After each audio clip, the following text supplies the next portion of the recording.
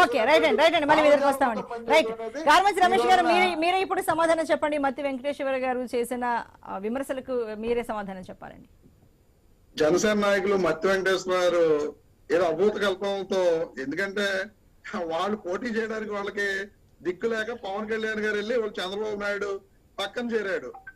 ముందుగా ఆ విషయాన్ని జనసేన నాయకులు ఆయన చెప్పాలి.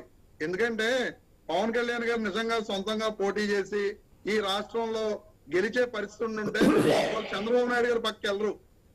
ఆయన నేను గెలవను, నా పార్టీ వాళ్ళు ఎవరు ఒక్క సీటు కూడా రాదు అనే భయం ఉండబట్టే ఈ రాష్ట్రంలో నేను ఎలాగోలాగా అసెంబ్లీలోకి అడుగు పెట్టాలని చెప్పి ఆ ఉద్దేశంతో చంద్రబాబు నాయుడు గారు మద్దతు తెలిపినట్టుగా ఆయన వెళ్ళాడు. ముందుగా జనసేన నాయకులు వారు ఆ విషయం తెలియజేయాలి. అలాగే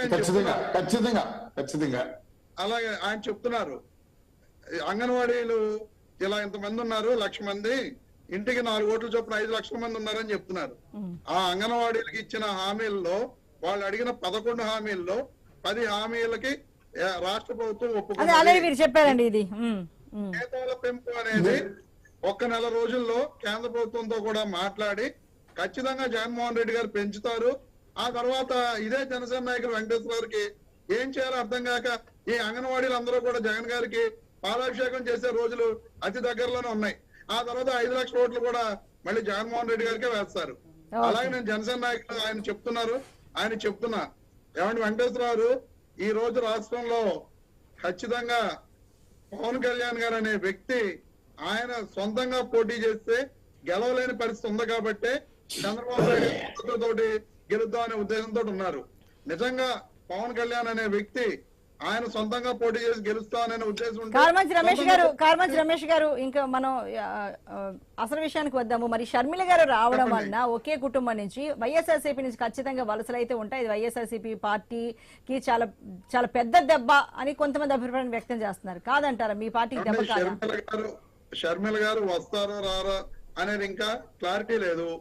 ఖచ్చితంగా మా అందరి ఉద్దేశం అయితే షర్మిల గారు రారు ఆంధ్రప్రదేశ్ కి. ఎందుకంటే ఆవిడ తెలంగాణలో ఏం చెప్పారు, నేను ఆంధ్రప్రదేశ్ కి చెందిన వ్యక్తిని కాదు, తెలంగాణ కోడల్ని, నేను ఈ గడ్డ మీదే ఉంటాను, ఈ గడ్డ మీదే చచ్చిపోతాను. రాజకీయాలు ఎన్నో చెప్తుంటారు వాటన్నిటిని ఎప్పుడు అదే అనుకుంటే ఎట్లా అండి? అదే క్రెడిబిలిటీ అంటే కాదు కదా, మీ మాటల వల్ల ఏమనిపిస్తుంది, సరే వస్తే రానియండి అనాలి కానీ మీరు రారు అని ముందుగానే ఎట్లా అండి? ఎందుకంటే రారు అనే ఉద్దేశంతో నేనున్నా. షర్మిల గారు వస్తే ఎలా ఎదుర్కోవాలని అనుకోవాలండి ఎప్పుడైనా? మహేష్ గారికి భయం అయితే ఉంది, షర్మిల గారు వస్తే మా బంధ భవనం ఎత్తేయాలనేసి భయం. ఏమీ అవదండి, షర్మిల గారు ఇక్కడికి రారు అనేది నా ఉద్దేశం.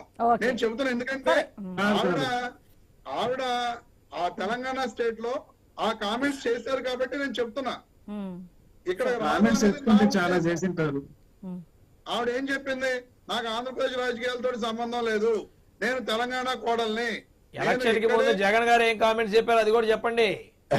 కోడికత్తి గురించి ఏం చెప్పారు, బాబాయ్ హత్య గురించి ఏం చెప్పారు, ప్రత్యేక హోదా గురించి ఏం చెప్పారు, పోలవరం గురించి ఏం చెప్పారు, అమరావతి గురించి ఏం చెప్పారు, స్టీల్ ప్లాంట్ గురించి ఇవన్నీ ఏం చెప్పారు అవి కూడా చెప్పండి. కామెంట్ అంటున్నారు కదా, సిపిఎస్ ఉద్యోగుల గురించి, మద్యపాన నిషేధం గురించి, వీటన్నిటి గురించి జగన్మోహన్ రెడ్డి గారు చెప్పిన కామెంట్స్ ఏంటి అవి కూడా చెప్పండి. రాకేష్ గారు మాట్లాడుతున్నారు, ఆ షర్మిల గారిని కూడా మీరు కూడా కలుపుకోండి. ఇవాళ బీజేపీ మేము ఎవరిని కలుపుకోవాలి అది కాదండి, మీరు కామెంట్ గురించి చెప్పారు, కామెంట్ గురించి చెప్పండి అన్నా. ఆ కామెంట్ గురించి కూడా మీరు చెప్తే మేము ఎలా అనుకుంటున్నాం, మేము ప్రశ్న అడుగుతా ఉన్నాం. మీకు వచ్చిన కామెంట్ ఏదైతే ఉందో ఆ కామెంట్ల గురించి మీరు జగన్మోహన్ రెడ్డి గారు చెప్పిన కామెంట్లే ఆ కామెంట్ల గురించి చెప్పండి అంటున్నాం.